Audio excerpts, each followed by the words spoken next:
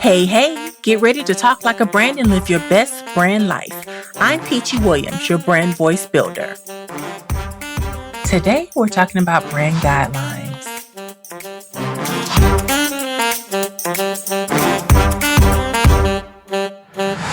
Have you ever wondered how businesses always stay consistent in almost everything they do? From how things sound to how they look, from the way videos come across, from the way billboards are portrayed, the way you see commercials laid out. All of that is because they have brand guidelines.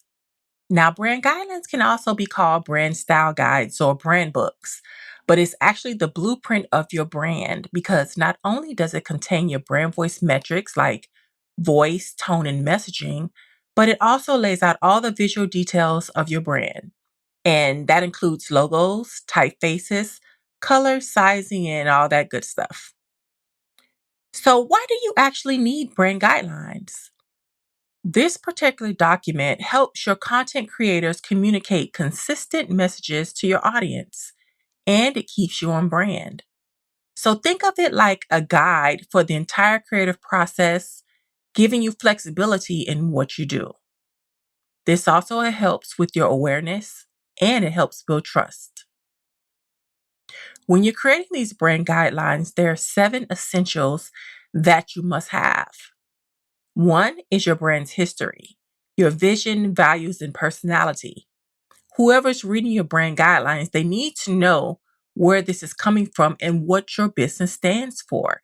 This helps give an overall general feel of how you want to communicate your messages to your audience. Number two, the guidelines must include your mission and vision statements and also your tone of voice. Think about how your brand uses language and emotion. That's your tone. Every brand is different. The way they speak to their audiences are different. You need to be able to put that down somewhere in a guide to help people understand the messaging that they should be putting out for your brand, the way things should look. It also shows where your business is going. It kind of portrays your vision and, of course, is carrying out your mission, right? Another essential is how you use your logo, the different variations of your logo. Some companies have a symbol and words, and then sometimes you just see the symbol. Sometimes you just see words. It could be their tagline or part of their logo, but that's important. You need to know the different variations and how you can use that logo design. Also, the sizing. Sometimes you can have it small, sometimes you can have it big, but those are specific details that must be communicated to the content creators in your brand. The spacing, how big can it be? How many spaces does it need to be toward the end or to the edge? All of those things are very important.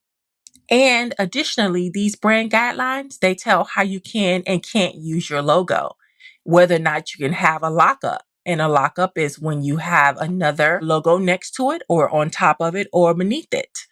Some brands will not allow you to use a lockup. That's very important to know.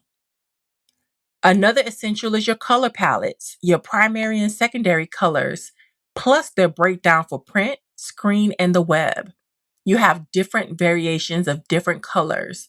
So you need to make sure that that's fully outlined in your brand guidelines so that whoever's creating that content for you, they will know what they can and cannot use. This also includes your type, style, and typography, the different fonts you use, their variations, and your defaults for the web. What fonts can be capitalized? Which ones can't? What should you use for your headlines? And then what do you use for the body?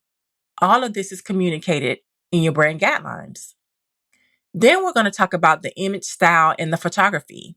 You should always have examples of how your imagery should work because if your content creators don't have a blueprint on what to work with, they will design anything. You need to make sure that you provide guidance to them so that they will be on brand at all times. You should also have your business card and letterhead design, how your logo and fonts are used for standard company correspondence. Even if you don't have those things, your business cards and everything that you have, notepads, anything that you use to communicate with other businesses or to the general public, all of that should be in your brand style guide, your brand guidelines. So again, your content creators will know how they're supposed to do this. Your brand voice guidelines should always be able to stand alone. They should have the copywriting style and editorial guidelines in the guidelines.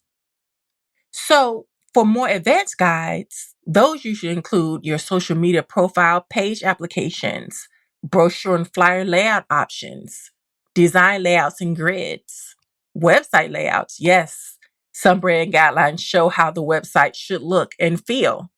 Your signage specifications. If you're a company that has banners, you make banners, or you make table tents or anything of that nature, or if you have products, all of those need to be specifically outlined because you need to know where can the logo go on a specific product.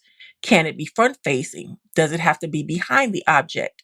All of those are very, very important. Your brand guidelines should also have treatments for advertising and more. So always remember, your brand guidelines should be flexible to allow creativity, but also cohesive and structured enough to keep your brand recognizable. Consistency is key.